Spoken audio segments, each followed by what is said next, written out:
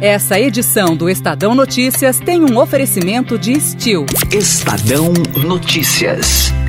Eu falo com segurança e com propriedade. Não tenham medo.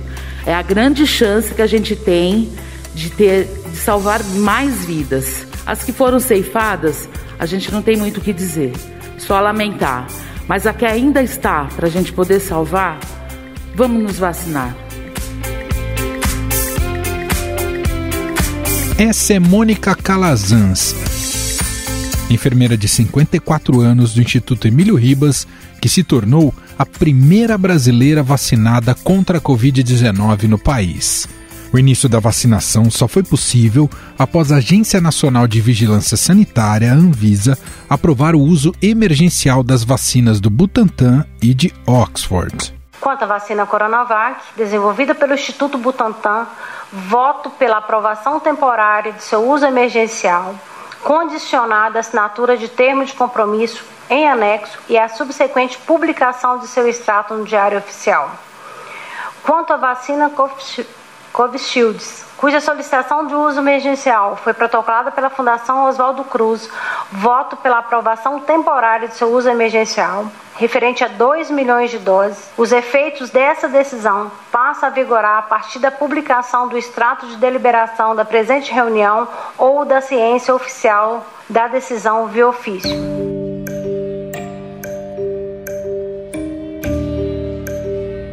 No parecer técnico da Anvisa, as vacinas foram consideradas seguras e eficazes. Segundo Leonardo Filho, estatístico da Anvisa, a eficácia da Coronavac é de 50,4%. Segundo o gerente de medicamentos Gustavo Mendes, a eficácia da vacina de Oxford é de 70,42%. Na corrida política, o governador de São Paulo, João Dória, conseguiu a primeira foto da vacinação no Brasil. Um triunfo da ciência, o triunfo da vida contra os negacionistas, contra aqueles que preferem o cheiro da morte.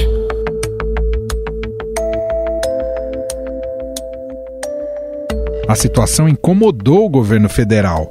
O ministro da Saúde, Eduardo Pazuello, chegou a dizer que a ação do governador foi em desacordo com a lei. Todas as vacinas produzidas pelo Butantan estão contratadas de forma integral e de forma exclusiva para o Ministério da Saúde e para o PNI. Todas, inclusive essa que foi aplicada agora. Isso é uma questão jurídica, que não vou responder agora, porque é a justiça que tem que definir. No entanto, o diretor-presidente do Butantan, Dimas Covas, desmentiu a fala do ministro. A prática sempre foi essa, com todas as vacinas. Butantan produz, Butantan entrega a cota nacional em Guarulhos e o Butantan entrega a cota do Estado no CDL, que é da Secretaria de Estado da Saúde. Sempre foi feito assim. Por que haveria de ser diferente agora? A notícia traz um alento a todos que aguardavam ansiosamente o momento em que o país seria autorizado a começar a vacinação. Mas, e agora? Quando de fato os brasileiros começarão a ser vacinados? Então, serão 5 milhões de brasileiros vacinados. Cada cidade vai ter a sua proporção nesse número. Todo o Brasil começará ao mesmo tempo. Inicialmente, o ministro deu a data do dia 20 às 10 da manhã. Esse é Jonas Donizete, presidente da Frente Nacional de Prefeitos. Mas a vacinação prometida para a próxima quarta-feira pode atrasar. O governo federal iria buscar 2 milhões de doses da vacina da AstraZeneca Oxford na Índia. O Ministério da Saúde havia dito que as vacinas seriam entregues ontem.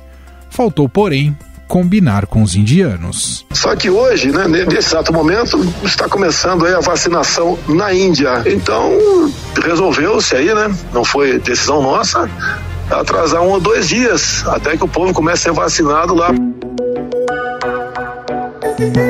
Após a resposta dos indianos, o Ministério da Saúde solicitou a entrega imediata de 6 milhões de doses da Coronavac, produzidas pelo Instituto Butantan em parceria com a chinesa Sinovac. Vale lembrar que o presidente Jair Bolsonaro ironizou a eficácia de 50,4% da vacina que pode salvar o plano de imunização do governo federal. A vacina também, agora tomar... Então essa de 50% é uma boa? Não. Sistema político. O que eu apanhei por causa disso, agora estão vendo a verdade. Eu tô uns 4 meses apanhando por causa da vacina.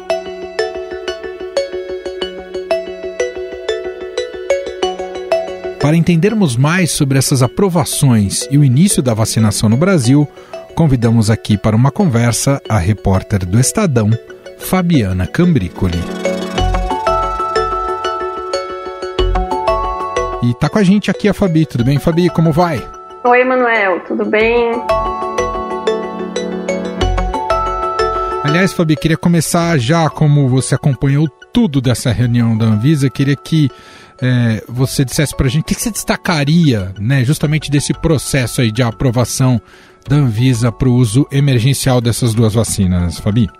Então, acho que uma coisa que, só sobre o processo, falando um pouco sobre o processo e as apresentações primeiro, né, acho que muita gente estava receoso sobre uma interferência política na Anvisa, qualquer mecanismo que pudesse dificultar essa aprovação, mas no final acho que foi bom assim, essa reunião ter sido transmitida ao vivo, porque a gente pôde ver todo o detalhamento técnico que embasou a decisão de aprovar para uso emergencial tanto a Coronavac quanto a de Oxford.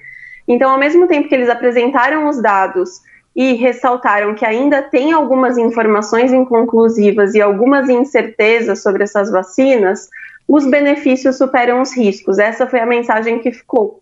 E isso acho que foi apresentado tanto pelos técnicos, né, pelas gerências que apresentaram, foram 3 gerências ali, tanto de medicamentos, de inspeção e de monitoramento que apresentaram esses dados.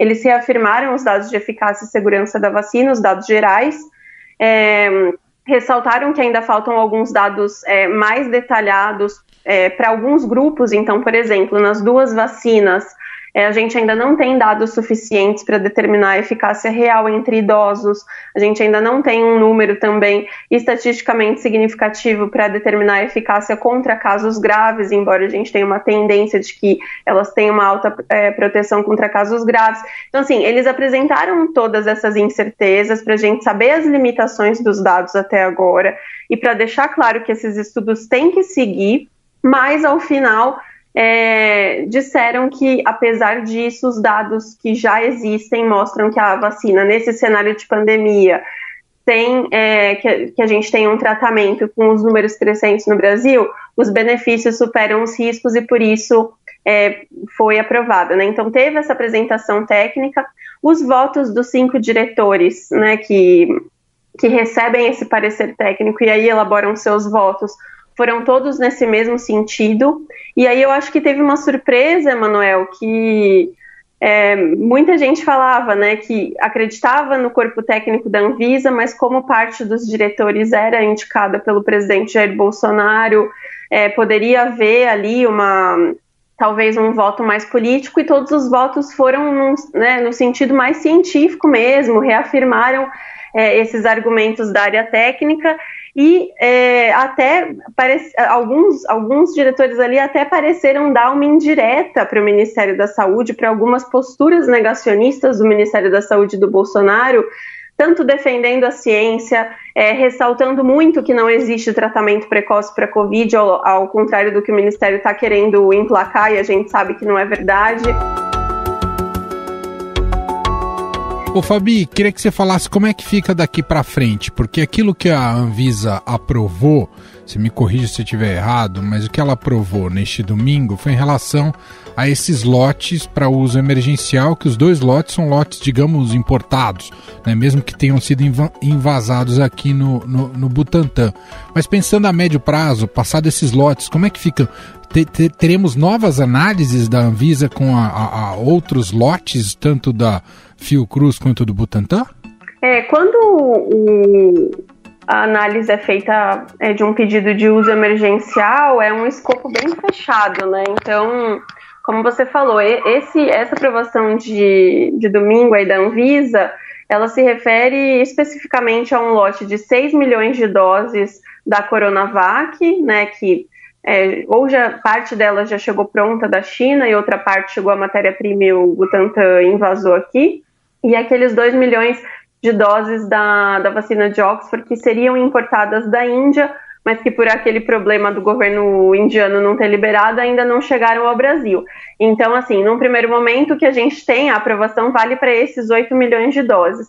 Cada novo lote que os fabricantes quiserem usar, eles vão ter que entrar com um novo pedido de uso emergencial na Anvisa, né? Perfeito. Só que espera-se que essa análise, que essas próximas análises sejam mais rápidas ou, assim, até tenham menos foco, né, de toda a população, porque se muitos desses dados vai ser só uma repetição de análise, né, se os dados já comprovaram a eficácia geral, a segurança, provavelmente essa análise nova dos próximos lotes tem mais a ver com processos de fabricação, porque, né, a Anvisa analisa isso também, a fábrica, os lotes, os testes que eles chamam de bioequivalência, esse tipo de coisa, farmacodinâmica, para ver se todos os produtos são iguais, né? Basicamente é isso. Então, mas o Butantan, por exemplo, já promete, assim, entrar nos próximos dias com um novo pedido de uso emergencial para o próximo lote de doses, né? Acho que, de qualquer forma, esses 8 milhões aí ainda vão demorar alguns dias ou semanas para serem utilizados, então acho que vai dar tempo dessas novas análises serem feitas. A gente ainda está com um pouco de dúvida em relação à vacina de Oxford, né? Porque como não deu certo aquela importação com a Índia por enquanto, a gente ainda não tem uma ideia de quando de fato o avião brasileiro vai poder buscar esses 2 milhões de doses. E se não for, né, esse volume de doses aí, a gente vai depender da AstraZeneca mandar a matéria-prima para a Fiocruz terminar a produção aqui, o que inicialmente tinha sido previsto só para fevereiro. Paralelamente a isso, tem o pedido de registro definitivo, né? Só que esse pedido ele é mais demorado, a Anvisa demora até 60 dias para avaliar, e geralmente ela é um pouco mais criteriosa nesse caso, né? Porque já é um registro definitivo, ou seja, se o produto consegue, ele não precisa ficar todo novo lote passando pela Anvisa de novo. Fabi, antes de falarmos sobre distribuição, só queria te ouvir ainda sobre os produtos, né, sobre as vacinas, questão de tempo de imunidade, o quanto quem for vacinado terá de imunidade a partir das vacinas. Isso também é um dado incerto por enquanto, Fabi? Foi até uma questão que foi ressaltada, principalmente no caso da Coronavac, porque, assim, primeiro que nenhuma das duas vacinas, como a gente teve um tempo curto de estudo e portanto, um tempo curto de monitoramento dos voluntários, fica difícil cravar por quanto tempo essa proteção vai durar. Mas, além da observação dos voluntários em si já vacinados, tem outras formas de a gente tentar medir isso, né? Que é medindo o nível de anticorpos que a pessoa produz e por quanto tempo, né? Que são os testes ou as análises de imunogenicidade. E, por exemplo, no caso da Coronavac, a Anvisa considerou que o Butantan não apresentou relatórios completos sobre essa imunogenicidade, inclusive condicionou a aprovação agora, né, da Coronavac à apresentação desse relatório até o dia 28 de fevereiro. Então, provavelmente eles vão trabalhar melhor ou se aprofundar nesses dados que já foram colhidos para apresentar isso, mas a gente ainda não tem uma resposta sobre quanto dura essa imunidade. E por isso também a recomendação é que, por enquanto a gente não tiver vacina para toda a população, enquanto a gente não souber quanto tempo dura a proteção da vacina, e a eficácia também em grupos específicos, como os idosos, a recomendação é que as medidas de proteção continuem, né? O uso de máscara, distanciamento, porque isso ainda vai demorar um pouco de tempo para a gente saber. A gente está ouvindo falar muito desse debate agora de novas variantes, inclusive essa nova variante de Manaus que está causando bastante preocupação, porque tudo indica que ela é mais contagiosa, mas essa mudança das variantes predominantes já acontece no caso da vacina da gripe. E aí o que as fabricantes fazem é sempre adaptar a vacina, como se a gente já tivesse um molde pronto de uma vacina, né, para gripe, e todo ano você coloca lá o material, o vírus que está predominante naquele ano, né, para gerar imunidade. Pode ser que isso aconteça também com o coronavírus. Para a gente finalizar, Fabi, te ouvir sobre esse mar de incertezas também sobre a distribuição. Tudo indica que São Paulo deve ter suas doses, não faz sentido, né, mandar lá para o governo federal, Ministério da Saúde, a gente sabe que por trás disso tem um embate político, etc e tal. De qualquer modo, São Paulo talvez consiga iniciar seu processo de vacinação mais rápido e a tendência é que ao longo da semana o governo federal também inicie a distribuição para os demais estados e municípios. Um pouco é isso que a gente espera, Fabi? Uhum. Tá marcado para... A gente ainda não tem certeza de muita coisa, porque o Ministério da Saúde não divulgou um plano detalhado, mas o que a gente sabe é que amanhã vai ter, tanto o governador João Dória quanto o Ministério da Saúde já confirmaram que vai ter a entrega de cerca de 4,6 milhões de doses da Coronavac do Instituto Butantan para o Ministério da Saúde.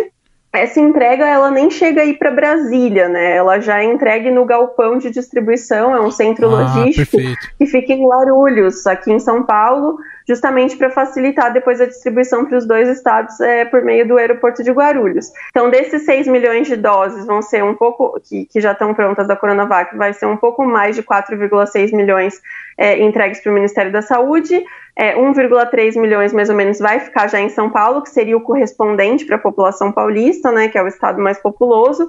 E aí o ministro Eduardo Pazuello tinha dito anteriormente que acreditava que em cerca de 3 dias ele conseguiria organizar essa logística para iniciar, então, a campanha simultaneamente em todos os estados. Mas a gente ainda não tem mais detalhes de como vai ser essa divisão por estado, os números e mesmo os grupos que vão ser priorizados dentro das prioridades. Muito bem. Fabiana Cambricoli, que teve um domingo hiper agitado e de muita imersão em números, dados e já quase um membro da Anvisa, com tanto que ela está manjando das vacinas e de seus resultados.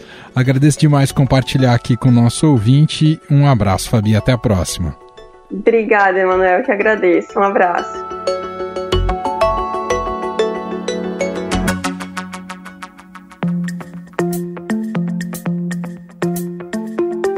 O governo federal prepara também uma campanha publicitária para falar sobre a vacinação.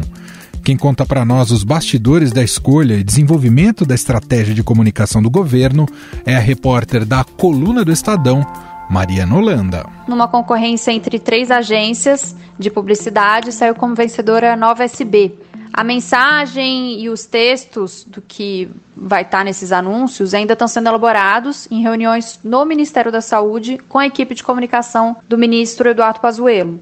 A expectativa é que as campanhas não citem nenhum nome de vacinas. A ideia, de fato, é fazer uma campanha de conscientização, de informação. A expectativa, pelo menos até o momento, é que não haja nada com viés político nesse sentido, citando vacinas ou não. Os vídeos, os spots e tudo o que essa agência de publicidade deve produzir, eles devem estar presentes em todas as mídias, em televisão, diversos tipos de canais, redes sociais. A expectativa é de que isso dure até 6 meses, apesar de a campanha de vacinação provavelmente adentrar 2022. Das 3 finalistas para a concorrência, que foi definida nessa semana, a Nova SB foi a única agência cujas estrelas dos vídeos e da campanha não eram celebridades.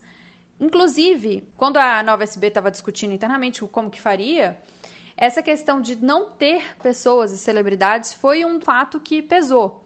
Porque, como vai ser uma campanha muito corrida, eles precisariam de fazer isso muito rápido, uma corrida contra o relógio também na parte de comunicação. Então, se fosse escolher alguma celebridade, tem vários empecilhos de horário, talvez. Vacinas autorizadas para uso emergencial, campanha publicitária sendo preparada. Quais são os desafios daqui para frente? Daqui a 1 minuto eu volto para falar mais sobre esse tema aqui no podcast Estadão Notícias.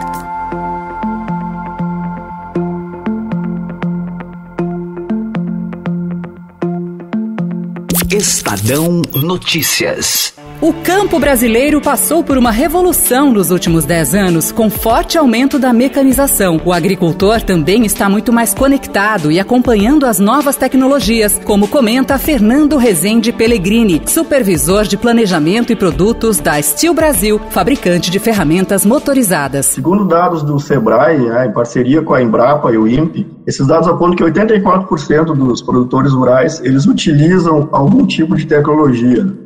Esse movimento ele é chamado de Agro 4.0 e ele permeia práticas que otimizam a gestão, bem como ferramentas que contribuem para facilitar as atividades. Na Steel, nós temos hoje, atualmente, 5 mercados prioritários de atuação. E o mercado agro, ele é o mais expressivo para nós. Para termos uma ideia, nesse ano de 2020, 39% dos nossos produtos foram para o mercado agro. Além disso, 50% do nosso portfólio, ele é direcionado ao mercado agro. Então, são ferramentas que visam mesclar autonomia, robustez, praticidade, produtividade e ergonomia. Confira a entrevista completa no podcast Perto do Campo, nos canais digitais do Estadão. Estadão Notícias. Com o caos que se instalou no país nos últimos dias, com média móvel de mais de 1.000 mortes por dia, faz com que o início da imunização seja mais do que urgente. Várias cidades e estados já disseram que estão preparados para o início da vacinação, como Rio de Janeiro e Curitiba. Em São Paulo, apesar da data já anunciada de 25 de janeiro para começar a vacinação com a Coronavac, o governo estadual também prevê antecipar a campanha para o mesmo dia do governo federal, ou até antes. O Ministério da Saúde afirmou que a vacinação começará por todo o país. A vacina será distribuída simultaneamente em todos os estados, na sua proporção de população. Em primeiro lugar, serão vacinados grupos prioritários, como idosos com mais de 75 anos e profissionais de saúde. O Instituto Butantan já vinha fabricando doses da vacina mesmo antes do pedido emergencial à Anvisa e tem neste momento 11 milhões de doses prontas para serem usadas. A partir daí, a vacina deve demorar entre 3 a 4 dias para chegar aos postos de saúde de todo o Brasil. No primeiro dia que chegar a vacina, ou que a autorização for feita, a partir do 3º ou 4º dia já estará nos estados e municípios para iniciar a vacinação. O ministro da Saúde, Eduardo Pazuello, afirma ainda que há no total 354 milhões de doses asseguradas para o Brasil. Contratado, não é sinalizado, não é memorando de entendimento, é contratado. Mas outro problema se apresenta para o início da vacinação: seringas e agulhas. O Ministério da Saúde fracassou na primeira tentativa de comprar seringas e agulhas para imunização. Das 331 milhões de unidades que a pasta tem a intenção de comprar, só conseguiu oferta para adquirir 7,9 milhões no pregão eletrônico. A compra de seringas e agulhas costuma ser feita por estados e municípios. Durante a pandemia, porém, o Ministério decidiu centralizar estes insumos. A pasta também fez uma requisição de estoques excedentes destes produtos na indústria nacional. Hoje, o Ministério da Saúde está preparado e estruturado em termos financeiros, organizacionais e logísticos para executar o Plano Nacional de Operacionalização da Vacinação contra a Covid-19. O Brasil já tem disponíveis cerca de 60 milhões de seringas e agulhas nos estados e municípios, ou seja, um número suficiente para iniciar a vacinação da população ainda neste mês de janeiro. Além de todos esses problemas, o presidente Jair Bolsonaro ainda polemiza sobre a vacinação. E deixar bem claro, a vacina será de graça, obviamente, e, no que depender de nós, voluntária. Ninguém vai ser obrigado a tomar vacina. Você não quer tomar? Não tome. É um direito teu. Afinal de contas, é algo emergencial. Não temos comprovação. Diante desse cenário, dá para dizer que o Brasil está preparado para começar rapidamente a vacinação? E como garantir a ampla adesão da população? Quem bate um papo com a gente sobre estes assuntos é a diretora da Sociedade Brasileira de Imunizações e membro da Câmara Técnica de Imunizações do Conselho Regional de Medicina de São Paulo, a doutora Melissa Palmieri.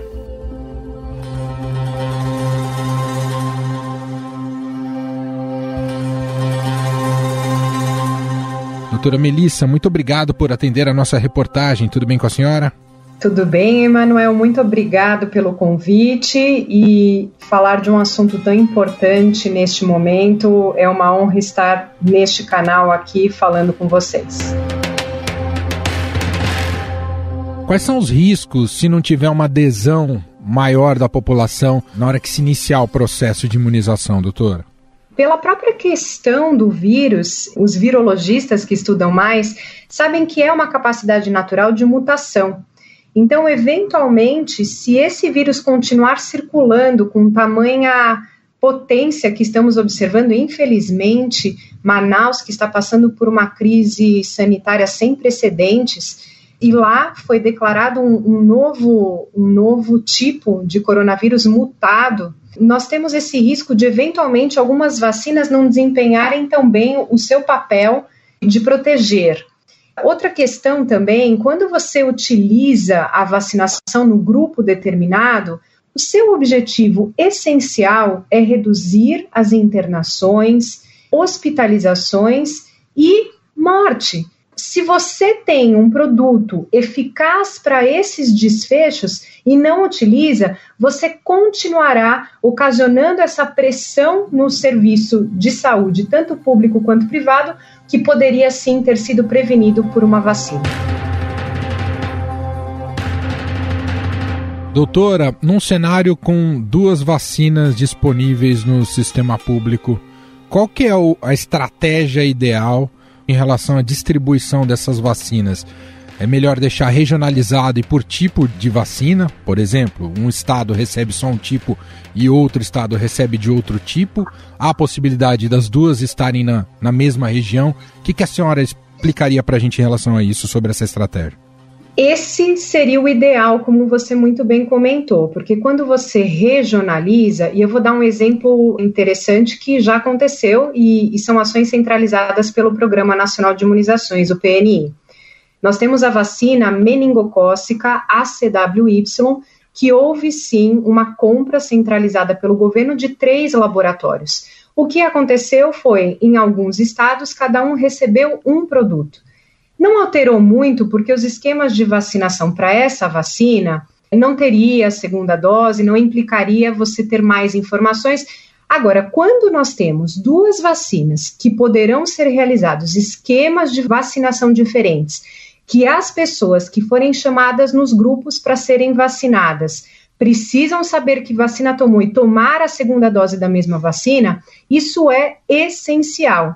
Existe um grande problema aí, nós temos que assegurar essa segunda dose para os locais onde vão ser distribuídos também. Por isso que é o ideal a regionalização e assegurar, né, um quantitativo para essa pessoa, no prazo máximo do espaçamento da vacina, ter essa segunda dose, porque só assim a gente vai assegurar a eficácia demonstrada em estudos. O governo tem colocado, né, o Ministério da Saúde tem colocado que vai distribuir tudo de maneira em relação, né, à população daquela região, né, a divisão será feita dessa maneira e que irá começar também simultaneamente. Isso é importante, mas nós temos regiões no país que hoje vivem problemas mais agudos da pandemia, como a própria senhora citou, a cidade de Manaus. Seria o caso de priorizar regiões que estão mais em dificuldade em relação à pandemia? Eu acredito que todos os dados epidemiológicos que temos disponíveis, eles são essenciais para tomadas de decisão. E se porventura Manaus se coloca essa necessidade, existe uma justificativa para tal. Eu vou pegar um exemplo para que as pessoas tenham claridade e não fique parecendo, está ajudando só uma região.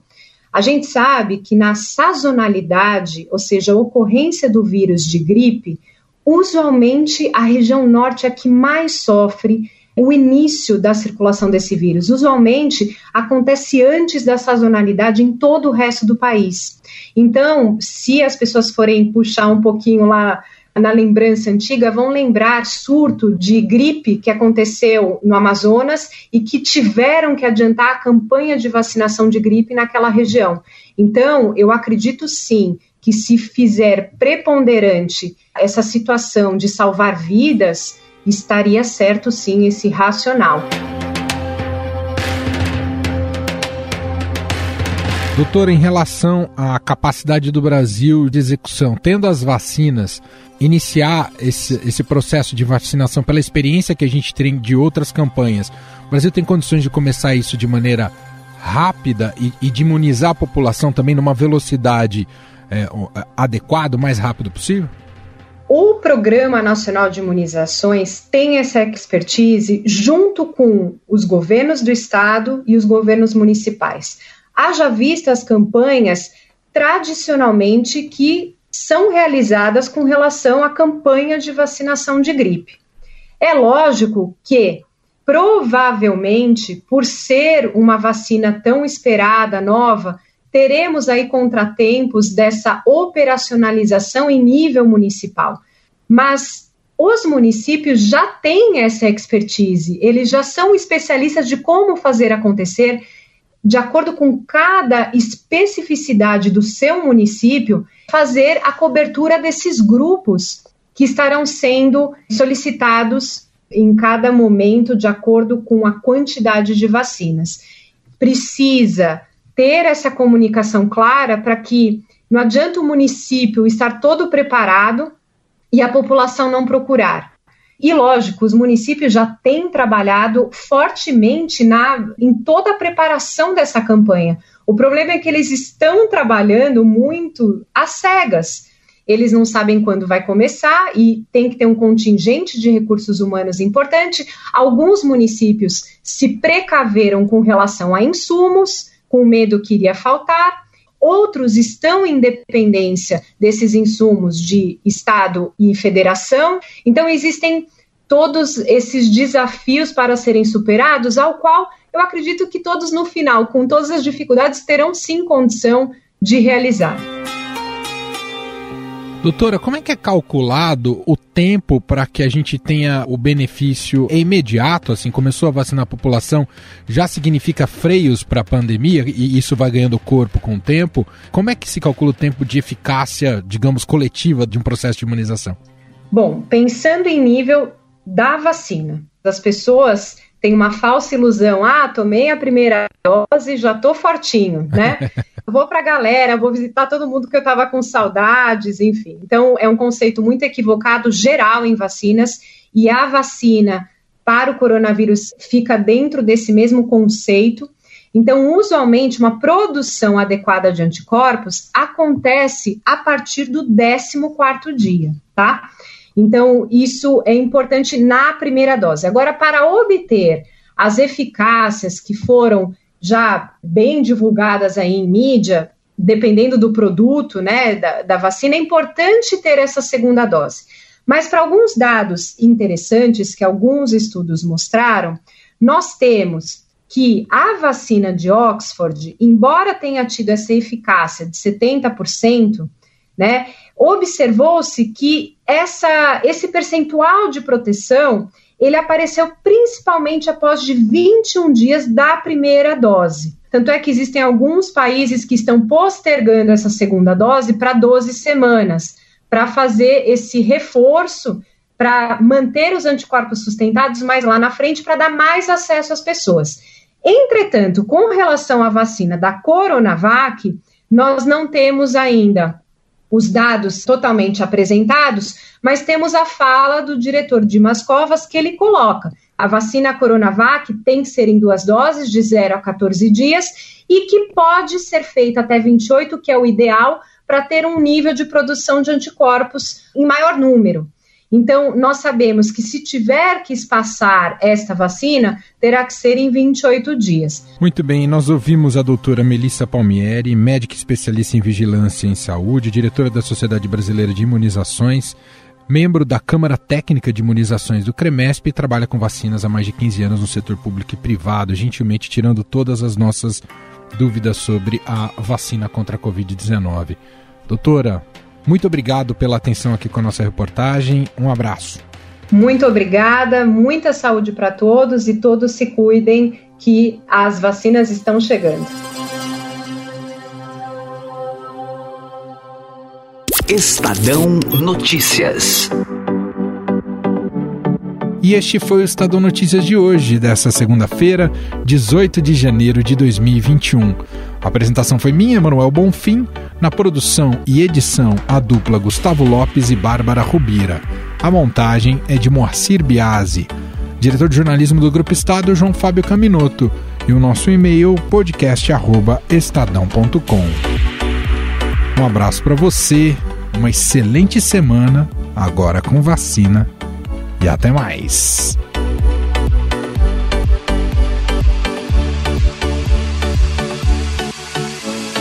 Estadão Notícias.